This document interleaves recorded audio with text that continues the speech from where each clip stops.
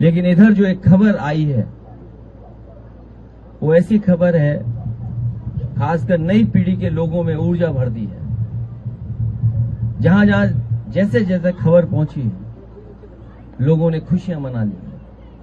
ये जिद क्यों थी आखिरकार? अगर यही करना था तो बच्चों से बात करके, बुला करके ये फैसला पहले ही ले लिया जा सकता था,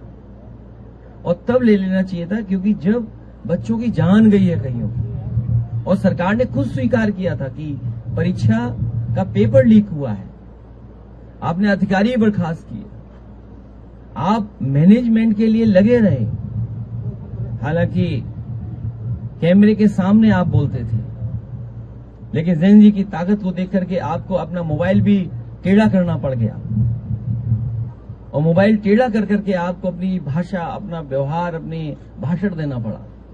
और एक बार नहीं 2 बार देना पड़ा, क्योंकि नई पीढ़ी के लोग रात में भी जगते हैं, तो रात में भाषण दिया। वैसे तो 8 बजे भाषण होता है अक्सर, इस बार तो रात के 12 बजे के लगभग भाषण हो रहे हैं। ये बड़ी जीत है नई पीढ़ी के लोगों की, और सरकार को ये बात समझ लेनी चाहिए कि परीक्षा को लेकर के, शिक्षा को लेकर के, और कौन सी शिक्षा, प्राइमरी एजुकेशन से लेकर के हायर एजुकेशन तक पर सरकार को बहुत गंभीरता से सोचना पड़ेगा। परीक्षाओं के पेपर लीक न हो, इसके लिए ठोस कदम उठाने पड़ेंगे। कानून बनना तो अपनी जगह है, सजा मिलना कोर्ट से मिलेगी, लेकिन किसी भी परीक्षा का पेपर लीक न हो, ये सबक इस आंदोलन से सीखना चाहिए। और एक बात जो हम सबने देखा, सीखा, समझा, भारतीय जनता पार्टी जो नकारात्मक राजनीति करती थी, नकारात्मक राजनीति के लिए वो न जाने कितनी धन दौलत खर्च करते थे, लेकिन नई पीढ़ी युवा के लोगों ने ऐसे नारे बनाए, ऐसे पोस्टर बनाए, जिनके बारे में और नारों के बारे में हम लोग सोच भी नहीं सकते थे। वो नारे आए, किसी का समर्थन रहा हो न रहा हो पॉलिटिकल पार्टी का, लेकिन एक एक युवा उससे जुड़ कर गया। ये युवाओं की और आज के जमाने के इंटरनेट और सोशल मीडिया के माध्यम से और सड़कों पर जो आंदोलन फैला, उसकी वजह से अंतोगत्वा भारतीय जनता पार्टी, जो विश्व की सबसे बड़ी पार्टी है, जिनके पास न जाने कितने संगी साथी, अंडरग्राउंड अनरजिस्टर्ड लोग हैं, उनको भी झुकना पड़ गया।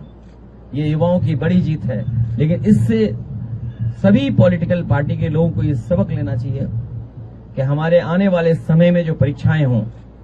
उनको ठोस बना करके ही कोई पेपर लीक ना हो, और युवाओं को रोजगार और नौकरी के लिए रास्ते खोलने पड़ेंगे।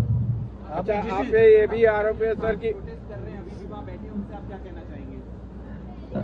क्योंकि उनकी कई बैठक हुई हैं, क्योंकि अंदर बैठक में क्या बात होती है वो तो हम नहीं समझ सकते हैं। सोशल मीडिया के माध्यम से या आप लोगों के माध्यम से जो बात आती है, और जो हमारे साथी कुछ हैं जो जानकारी देते हैं, उसके माध्यम से ही हम कोई बात कह पा रहे हैं, क्योंकि बात हमारे बीच नहीं है। लेकिन पहली बात जो थी, विपक्ष की भी ये मांग थी, जिसकी वजह से सदन नहीं चल रहा था, स्पीकर महोदय के सामने या अन्य मौकों पर, या जो धरने प्रदर्शन हुए, जिन धरने प्रदर्शनों में हम लोग शामिल हुए, यही मांग थी कि छात्र युवाओं की मांगे मानी जाएं, जिसमें सबसे पहली मांग यही थी कि मंत्री को इस्तीफा देना चाहिए। वो पूरी हुई है, उसके लिए बहुत बधाई छात्र नौजवानों को, जिन्होंने डट करके बिना परवाह किए हुए, और एक ऐसा आंदोलन जिसका एक्सपीरियंस करने सब जा रहे थे, बड़ी संख्या में लोग पहुंच रहे थे। ये जो इस्तीफा हुआ है वो इंकलाब की वजह से हुआ है। जिस तरह इंकलाब दिखाई दिया सड़कों पर, प्रयागराज रहा हो या बीएचयू रहा हो या अन्य जगह जो छात्र नौजवान तैयारी कर रहे थे लखनऊ राजधानी में, अभी भी हुआ प्रदर्शन, लेकिन इसके बाद की जो तैयारी थी, तो इस्तीफा तो हुआ है, लेकिन इंकलाब की वजह से इस्तीफा हुआ, जो सड़कों पे इंकलाब था।